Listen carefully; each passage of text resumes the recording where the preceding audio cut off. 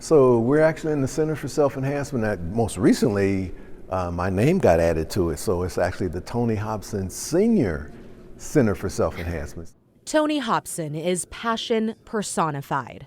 This facility is pretty important to the overall community. There's not many places like this anywhere in our nation where African Americans have had the resources to build a facility that they have the keys to.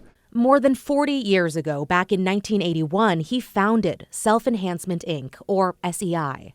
I'm a past athlete, played a lot of basketball, so we started this when it first founded. It was the SEI basketball camps. And that was an opportunity to give kids an opportunity to learn how sports can prepare them for life. A lot of kids that get involved in athletics don't understand that, you can transfer some of the skills in sports into other career fields and into life itself. So we started with that, and when we had some gang issues in the mid-'80s, we had the opportunity to take a summer program and turn it into a full year-round effort. The idea started with sports and gave kids alternatives to the gang lifestyle.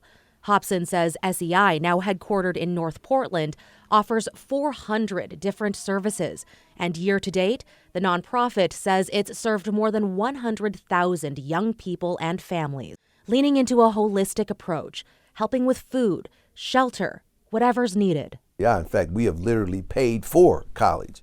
If you can impact the individuals, that impacts families, that then impacts community.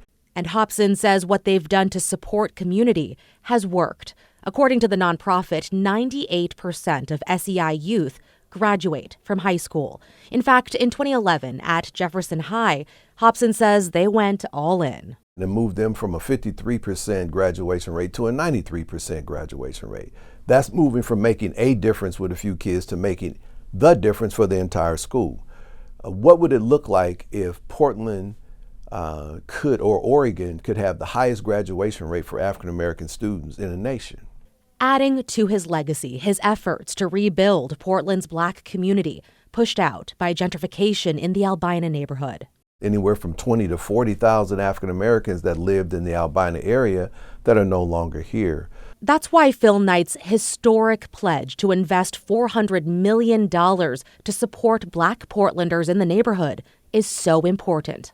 I actually made the original ask to Phil Knight. Hopson says Knight had supported SEI before. Then, after George Floyd's murder in 2020, Knight called Hopson, and that's when the conversation really took off. I took the opportunity to say to him, Nike's doing some great stuff, but would you be willing to look at something personally for the Albina community? And he said, send me something. So from that ask, it took 3 years of a process that we went through for him finally to say yes. I believe is the largest private gift ever given to an African American community in the history of this nation. At SEI, Hopson is aware of the many lives he and the nonprofit have touched. Would you have ever expected that this would have become what it is? It certainly wasn't my goal.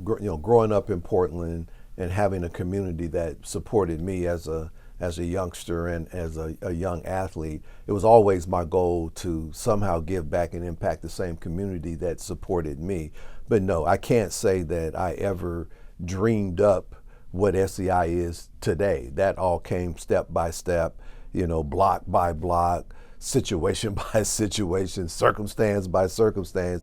And as he transitions away from the helm at SEI, he looks back at the kids he's helped, the families, all a part of his legacy. It is my most proudest moment. And as I say, when I think about a legacy, that would be my legacy, that we have planted literally thousands and thousands of seeds that are now bearing fruit all over the planet.